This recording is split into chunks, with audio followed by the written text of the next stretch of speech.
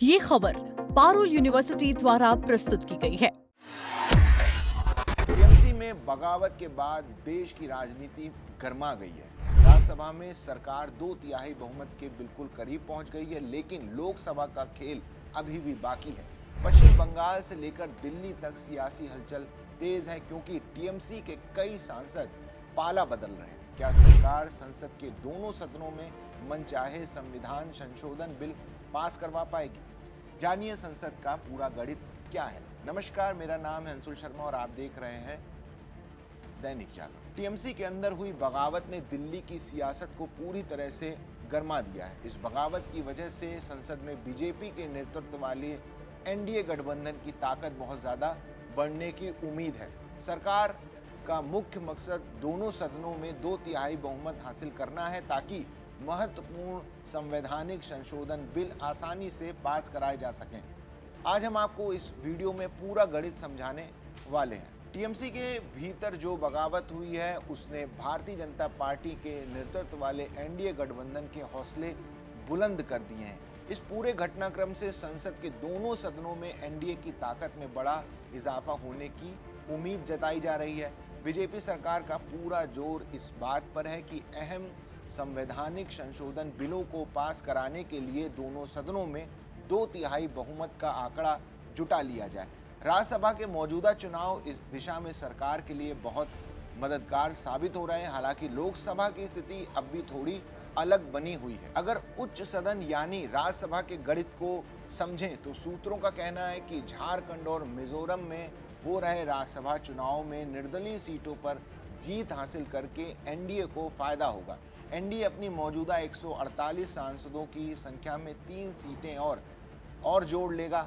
इसके अलावा टीएमसी के 3 सांसदों के इस्तीफे और उसके बाद होने वाले उपचुनाव से एनडीए पश्चिम बंगाल की तीनों सीटें अपने नाम कर लेगा। इससे राज्यसभा में एनडीए की कुल संख्या 154 तक पहुंच जाएगी, जो 2/3 बहुमत के आंकड़े से सिर्फ 9 सीटें कम होगी। पश्चिम बंगाल में टीएमसी के भीतर बगावत का दौर अभी रुकने वाला नहीं है। कयास लगाए जा रहे हैं कि उच्च सदन में टीएमसी के कुछ और सांसद भी आने वाले दिनों में इस्तीफा दे सकते हैं। अगर ऐसा होता है तो एनडीए का आंकड़ा राज्यसभा में 163 तक छू सकता है। ये वो जादुई संख्या बल है जो सरकार को सभी तरह के संवैधानिक संशोधन बिल आसानी से पास कराने के लिए जरूरी होता है। इस तरह सरकार राज्यसभा में 2/3 बहुमत के बेहद करीब पहुंचती हुई दिखाई दे रही। हालांकि सत्ताधारी गठबंधन की ये खुशी बहुत लंबे वक्त तक नहीं रहने वाली है। नवंबर महीने तक राज्यसभा में एनडीए की ताकत एक बार फिर से कम हो सकती है। इसका मुख्य कारण यह है कि नवंबर में यूपी से 10 राज्यसभा सांसद रिटायर्ड होने जा रहे हैं। उत्तर प्रदेश विधानसभा में इस वक्त समाजवादी पार्टी की स्थिति और संख्या बल काफ़ी बेहतर है। अपनी इसी बेहतर संख्या के दम पर समाजवादी पार्टी नवंबर में होने वाले चुनाव के बाद राज्यसभा में कुछ सीटें हासिल करने में कामयाब हो जाएगी। संसद के भीतर विपक्षी इंडी गठबंधन की बात करें तो इस खेमे की ताकत लगातार कमजोर हुई है। विपक्षी गठबंधन के पास इस वक्त सिर्फ 64 सांसद बचे हैं। इसकी वजह से कि ये है कि 8 सांसदों वाली डीएमके इस गठबंधन से बाहर हो चुकी है। वहीं 3 सांसदों वाली आम आदमी पार्टी ने भी खुद को इस विपक्षी समूह से पूरी तरह अलग कर लिया है। इसके अलावा वाईएसआरसीपी के पास 7 और बीजेडी के पास 6 सीटें हैं। एमडीएमके के साथ ये पार्टियां जरूरत पड़ने पर किसी भी तरफ जा सकती हैं। अब बात करते हैं निचले सदन यानी लोकसभा की, जहां कहानी थोड़ी अलग है। लोकसभा में एनडीए की कुल संख्या 213 तक पहुंच सकती है, क्योंकि टीएमसी के लगभग 20 और सांसद एक अलग ग्रुप बनाकर एनडीए को अपना समर्थन दे सकते हैं।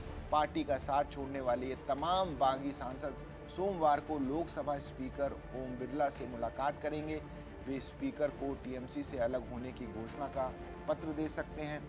लेकिन इस समर्थन के बाद भी एनडीए लोकसभा में 2/3 बहुमत के लिए जरूरी 363 के जादुई आंकड़े से काफी दूर रह जाएगा। तो ये है संसद के भीतर का वो पूरा नंबर गेम जो टीएमसी में बगावत के बाद सामने आया है। राज्यसभा में जहां सरकार इतिहास रचने और 2/3 बहुमत के करीब पहुंचती दिख रही है, वहीं लोकसभा में राह अब भी थोड़ी मुश्किल बनी हुई है। इस पूरे राजनीतिक घटनाक्रम में आपकी क्या राय है हमें कमेंट्स में ज़रूर बताइएगा। देश और राजनीति से जुड़ी तमाम बड़ी खबरों के लिए देखते रहिए दैनिक जागरण।